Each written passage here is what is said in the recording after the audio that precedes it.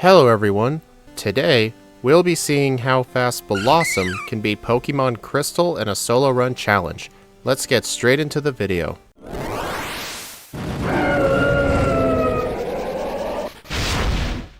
In the last video, we did Vileplume in Pokemon Crystal, and this Pokemon was really not fun to play with. Plus, the Grass type offensively and the Poison type defensively just do not go well together. However though, Belossom is just a pure Grass type, and you may be wondering if this will make it better. Probably not. The Poison type at least gave Belossom some resistances, or at least made some weaknesses neutral. Like Vileplume wasn't weak to Bug, but Belossom will be, so Bugsy's going to be a pain. But why don't we take a look at the stats before we get too far into this. We are in the medium slow growth rate, so already pretty much the best growth rate in the game.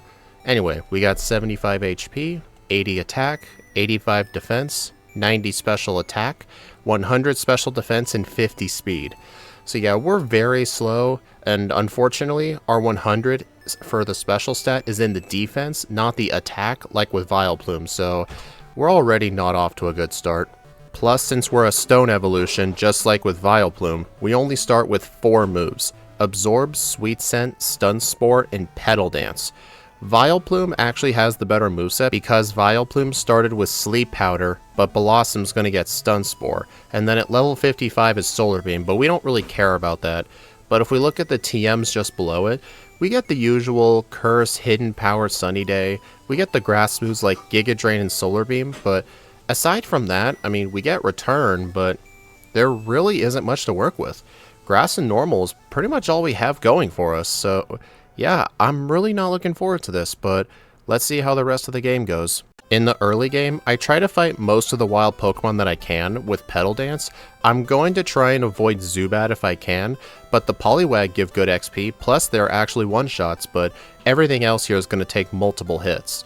And eventually, after defeating the rival and the trainers going up to Violet, I can now enter Violet. I went to the Ruins of Alph with an escape rope, and then I used the escape rope right here to destroy this little wall here, and then inside I can find a berry. The reason I did this though is because I thought solving this puzzle made the unknown spawn, but actually it's not solving that puzzle, it's solving this little Kabutops jigsaw puzzle, and then once I solve it I can start fighting unknown.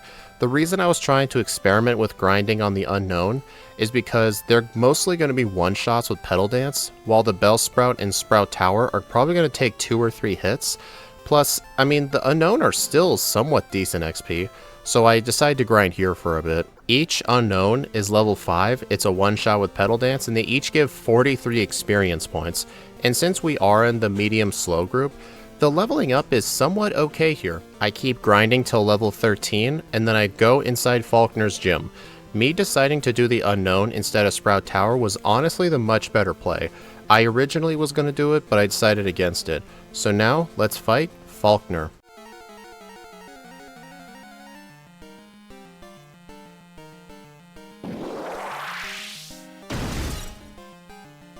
He leads off with his level 7 Pidgey. Petal Dance unfortunately isn't a one-shot, but he does miss with Tackle, and I get the 2 turns so I hit myself, giving the Pidgeotto plenty of opportunities to use Gust, but it doesn't even matter, and I beat Falkner and get my first badge. The TM we get here is Mud Slap, but we cannot learn this move unfortunately because that will make Belossom too overpowered. I deposit the Togepi egg, get the Paralysis Cure Berry for later, and head my way down to Azalea Town. I'm going to try and fight most of the trainers along the way, but I do pick up this Miracle Seed. This will boost the power of Petal Dance by 10%. It's honestly one of the better held items for us to hold until maybe the Quick Claw. But why don't we go ahead and do most of the training, and I'll meet you back in Azalea. Once we enter Azalea, I go straight to the Slowpoke Well, clear out all of the Rocket Grunts, and now I can either choose to fight the rival or Bugsy. However, I do plan to actually fight the rival first, as similar with Vileplume, but first, I actually went into Bugsy's gym and defeated the twins right here. I'm going to try and defeat all of Bugsy's trainers just for a little bit of XP, because the reason I need to defeat the rival first is because I'm going to be teaching this thing Cut, and it's basically going to be my only way to beat Bugsy somewhat reliably.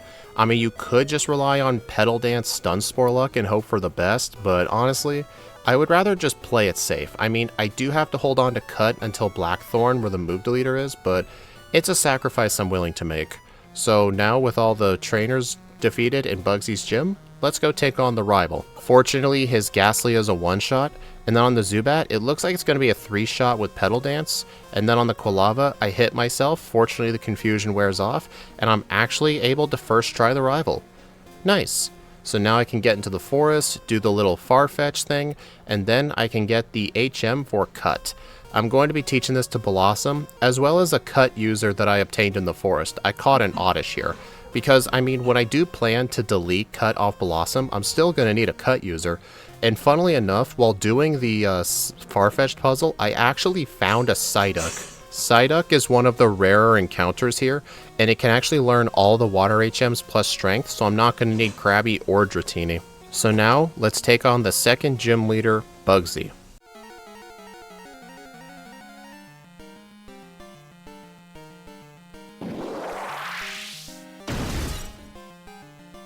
He leads off with Kakuna. Cut looks like it's going to be a 2 to 3 shot, assuming it goes for 1 Harden, which it does. And then on Kakuna, it's a 2 shot. And now for the Scyther. I probably should have made sure I healed first before this fight, which I didn't just because I was kind of rushing it, so I did get a quick reset. But then on the next attempt, I make it back to the Scyther with more health to spare. And then it goes for Fury Cutter. I'm trying to use Stun Spore on it, and I missed 2 Stun Spores in a row, and then by the time I finally paralyze it, it stacked up so many Fury Cutters it's able to kill me. What my plan is, if I use Stun Spore on it, he does have a chance of just not landing the Fury Cutter at all due to paralysis, so its power will be reset and I can win. Fortunately though, on the next attempt, I am able to beat Bugsy, so only 2 resets in total, and one of those was technically player error because I forgot to heal, so yeah, not bad. And now with Bugsy defeated, I can go back into the forest and get the TM for Headbutt. Unfortunately, I still have to hold on to Cut though, but I do plan to delete something for Headbutt later, but we'll see.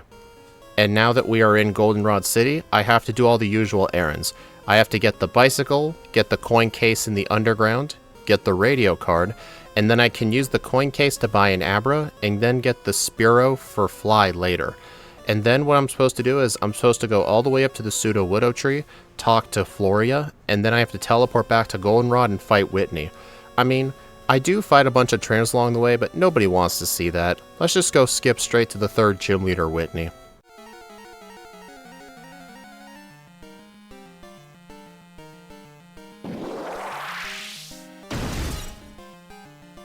Whitney leads off with her Clefairy. She really likes to use Metronome with this thing, but fortunately she just gets off 1 double slap, and I actually got a 3-turn Petal Dance going into the Miltank, and unfortunately I hit myself twice, which is kinda sad, because if I had not hit myself, I'm pretty sure another Petal Dance would have killed it. But then on the next attempt, the Clefairy is a 1-shot, and then on the Miltank, I hit it for massive damage. I get the 2 turns, so I'm confused, but then fortunately I'm able to hit through and beat Whitney on the second try. You know, that was actually easier than I thought. I'm glad that actually went well. So now I've got the Squirt Bottle. I can go to the Pseudo Widow Tree, make it run away, and now I am here in Egritique City. I am nowhere near ready to go fight Morty. I especially want to get Hidden Power first. So the first thing I do as soon as I enter Egritique is go heal and immediately go straight east all the way to Mahogany and eventually up to the Lake of Rage. I fight most of the trainers along the way. A bunch of them have really good Pokemon with good XP yields, like there's one guy with a Nidoking and a Nidoqueen, there's one guy with Nidorina, Nidorino, there's a guy with just Nidoking, there's a guy with a Slowbro. I'm probably not going to show all of them on screen, but just remember, there's a lot of really good trainers on this side. If I usually need training for Morty, I always usually go this way first. Plus, if I go to the Lake of Rage right away, as soon as I get the HM for Fly after Chuck, I can just fly straight here, so there's no need to fly to Egritique and just walk there the normal way. I mean, these guys are technically optional, but Belossom really needs the experience, so I'm just going to do all of this while I can. And then once I get Hidden Power, I teleport back to Egritique, teach Hidden Power to Belossom. I'm not going to reveal what the type is yet. You guys will just have to guess for later. And I'm still nowhere near ready to fight Morty. His Gengar has 64 speed. 64 or 65. It's one of those two numbers. I can't remember. But I'm nowhere near able to outspeed that. So I'm going to do all the trainers towards Olivine and the Lighthouse as well. So yeah, this is a lot of grinding this run. I mean, I kind of expected this when I decided to do 2 grass types in Johto, so that's kind of on me. And now with all the trainers towards the lighthouse defeated, I can finally go fight the Kimono girls. I generally like to delay these girls until right before I do the burn tower because on occasion, one of these Kimono girls can cause issues, but fortunately none of them today because of my overleveling. So now, let's go fight the rival in the burn tower, shall we? I don't know what you were expecting, but yeah, even though I'm stuck spamming Petal Dance and Hidden Power, this fight was just very easy. And now we are in Morty's gym. As you can see, I'm spamming Hidden Power, and it's dealing neutral damage to the Ghastlies, so that immediately rules out Hidden Power Ground. We are a special attacker, so I'm sure if you watch a bunch of Crystal runs, you'll probably know what the best Hidden Power typing is for special attackers. I'll just straight up say it right now, we're using Hidden Power Ice. This is mainly an answer for Lance, because without Hidden Power Ice, we're honestly just completely screwed. We would have to rely on return spamming at a super high level, but fortunately we don't have to rely on that. And upon defeating the last trainer in Morty's gym, I have 66 speed, enough to outspeed everything, so let's go on with the 4th gym, Morty.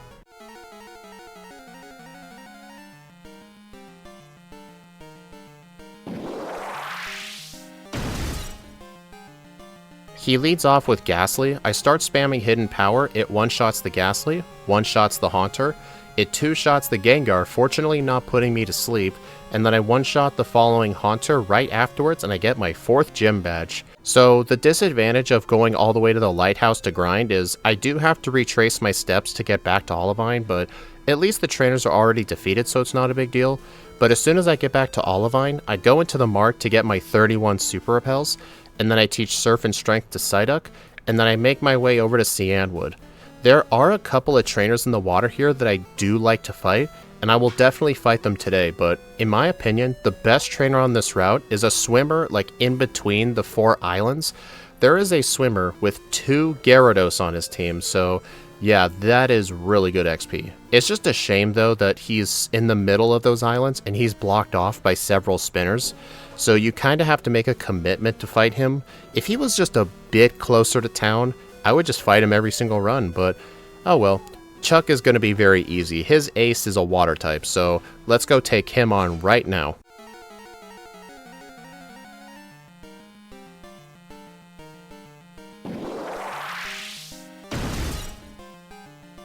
I do have the Mint Berry here for safety. I got it in a little tree by the Moo Moo Milk Farm, but Petal Dance is going to two-shot the Primeape, and then on the Poliwrath, I get confused, but fortunately I don't hit myself and I one-shot it.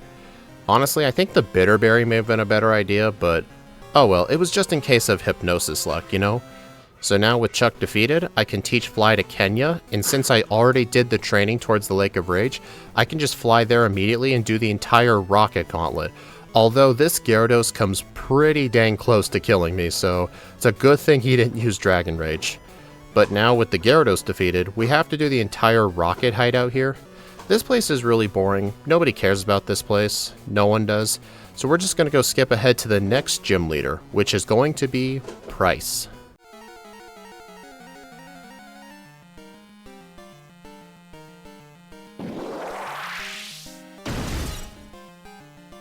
Even though Price is an Ice-type gym leader, most of his Pokemon are part water, and pretty much all of them are weak to grass. The Spheal is a one-shot with Petal Dance. Let's see if the Dewgong's going to be a one-shot. It fortunately is, and then on the Piloswine it's also a one-shot. I got the 3-turn Petal Dance, so yeah, with just one Power Point, I completely destroy Price's whole team. So now let's just go skip ahead to Jasmine. I don't even save before this fight because I'm pretty confident in it. I do have a Paralysis Cure Berry though. The Magnemite does use Thunder Wave on me, but it's a 2-shot either way with Hidden Power, and then on the Steelix I can 2-shot it with Petal Dance, and then continue the spam on the Magnemite, so it was definitely a bit risky with this fight. I could hit myself, Paralysis, I could get hit with it a second time, I could get crit with Iron Tail. I should have saved before this fight, that was kind of ballsy not, but hey, I win nonetheless. So now with 7 badges, we get that dreaded phone call from Professor Elm telling us about the rocket takeover in the radio tower. However, I'm not going to do that just yet. Most people don't know this, but once you get that phone call, the guy blocking off Ice Cave from Mahogany Town is gone, so I'm going to fight the trainers along the way and get the HM for Waterfall and the TM for Rest. However, getting Rest is not the reason I'm here. I'm going to go all the way to Blackthorn and use the move deleter and actually get rid of Cut. So now I can finally get rid of this move and eventually teach Return. Before I go to the radio tower though, I fly to Violet to get the rare candy and the PP up, and then in Goldenrod, I enter the center here really quick, and then I get the rare candy and Nugget, and then I can just use Teleport to just get back to Goldenrod.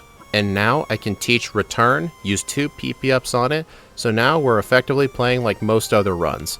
I'm still going to use Petal Dance occasionally just because it can help speed up some fights, but I do need to remember that most of the Team Rocket Pokemon resist Petal Dance, so I need to be wary, especially for the coming fight with the Rocket Executive with the 5 coughings. Fortunately though, even though his coughing are quite defensive, some of them actually do get one shot with Return, some of them unfortunately do not, but throughout the whole fight, I never once get hit with Smokescreen. So honestly, I should just be lucky that I even won that fight, because that could easily have gone wrong. So now we can go into the basement and fight Rival 4. Normally I skip this whole section, but I feel like this fight could be difficult. Fortunately, Hidden Power Ice is a one-shot on the Golbat, and then Return one-shots the Quilava and the Magnemite, and then I can Petal Dance on the Haunter, which was definitely a misclick. I should have gone for Hidden Power Ice, but I do learn my lesson on the Sneasel. I use Rest to heal up my health just because I had nothing else better to use. That's why I taught Rest early. It's not like I needed Stun Spore, you know? So now with the Rival defeated, pretty much nothing of noteworthy happens here. So we're going to fast forward straight to Claire. Psych, you know I can't just go skip straight to Claire without talking about the vitamins.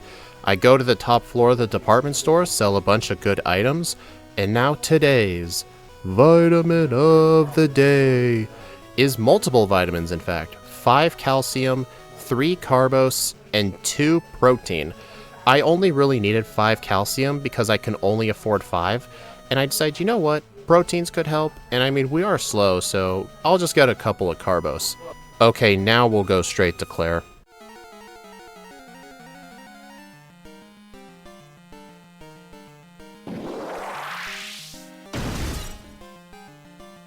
I'm sure you easily could have predicted this, but with 3 Hidden Power Ices on the 3 Dragonairs with Nevermelt Ice, all 3 of them are one-shots, and then on the Kingdra, I use Petal Dance. I do get hit with a Smokescreen in between, but fortunately my second Petal Dance doesn't miss, and I can take out Claire's Pokemon.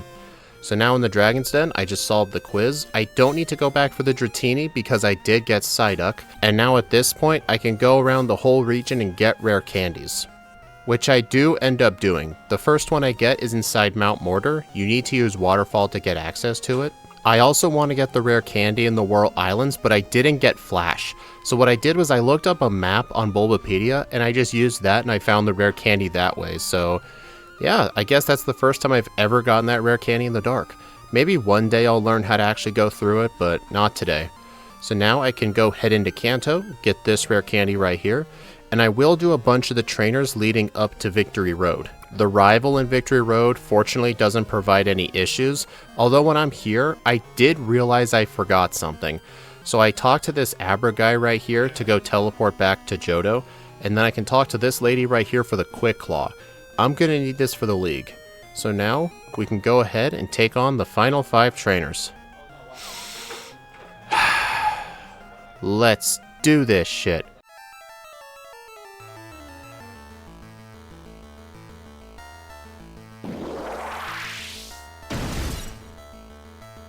Starting off is the Elite 4 member Will. He leads with Xatu, Hidden Power Ice one-shots it, and then Return one-shots the Jinx.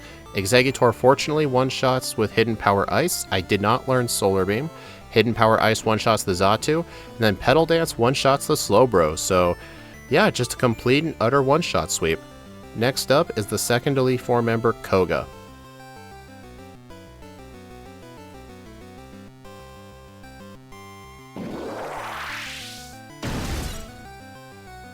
For this fight, I replaced my held item with the Pink Bow, because I'm mainly going to be spamming Return on this fight.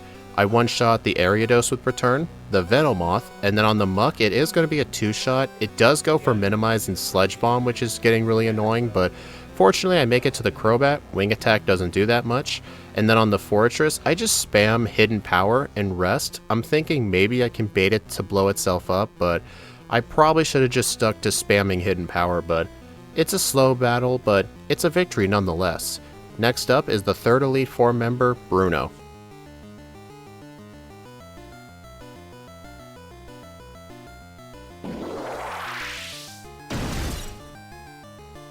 I still hold on to the Pink Bow. On the Hitmontop, I used 2 Petal Dances, which was probably not the best play. I should have just used 2 returns, but I mean, it's my best move, but they do have very high special defense, so that was definitely not a good play. But either way, Bruno's really bad in this game, so I do end up winning over him. Next up is the 4th Elite Four member, Karen.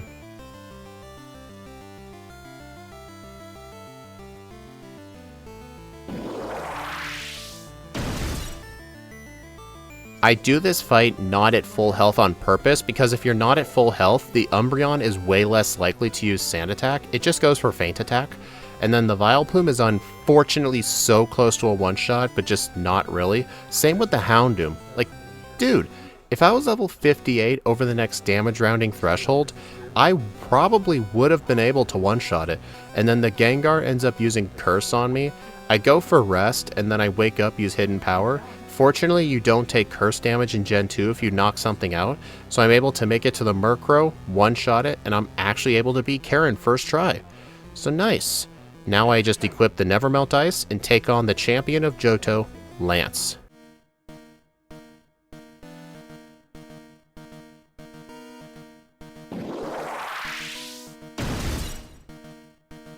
Lance leads off with Gyarados. I use 1 return, it goes for Rain Dance like it usually does, and now for his first Dragonite, Hidden Power Ice one-shots it. Then on the Aerodactyl, I still use Hidden Power, one-shot it as well. Then on the Charizard, I'll have to 2-shot it with return. Fortunately, the rain was still up, so it used Wing Attack instead of Flamethrower. And then on the following 2 Dragonites, Hidden Power Ice one-shots them both, and I have finally beaten Lance. Belossom only has 3 resets in the run so far, which is honestly kind of impressive. That just shows you how well Hidden Power Ice was holding this thing up. So now at this point, we have to go through the entire Kanto section of the game. This whole area of the game, the trainers are just very weak and underleveled, not really that interesting. So I'm probably just going to go fade out to blue right now. I will fade in early though if something else notable happens at one of the other gym leaders, so if nothing happens, I will see you at blue. And something notable does happen at Blaine.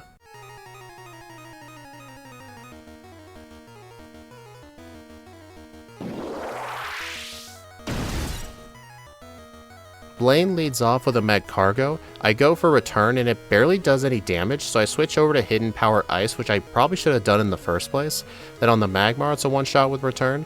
And then on the Rapidash, I almost one-shot it with return, but then it crits me with Fire Blast, it barely lives, and then I get quick attacked and I lose.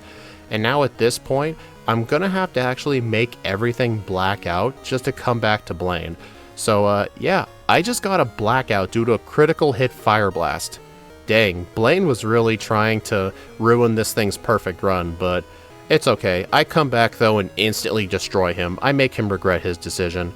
So now after that, Janine's left, she's very easy, and now we can go take on Blue.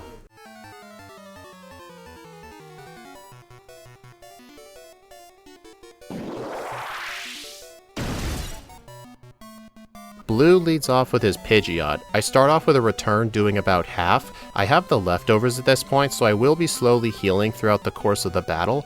Hidden Power Ice is going to 2-shot the Exeggutor, but I do get hit with Leech Seed, which is kind of annoying, but the leftovers is probably going to cancel that out. I'm not so sure, but I'm pretty sure it does. Now on the Arcanine, I 2-shot it with return. The Alakazam does go for Reflect, boosting its defenses, but it's not going to help too much because I will switch to Petal Dance. Honestly, that was probably not the best choice. I probably should have just stuck to return, but it doesn't matter. The Reflect ends up wearing off, and then I can actually knock out the Rhydon and actually beat Blue. So now we are heading into the red battle. I'm sort of worried about this fight. I mean, I know what the strat's going to be. It's going to be a very similar strat to Vileplume. I'm going to have to use the Curse Return strat. So why don't we go skip straight to red and see how this goes.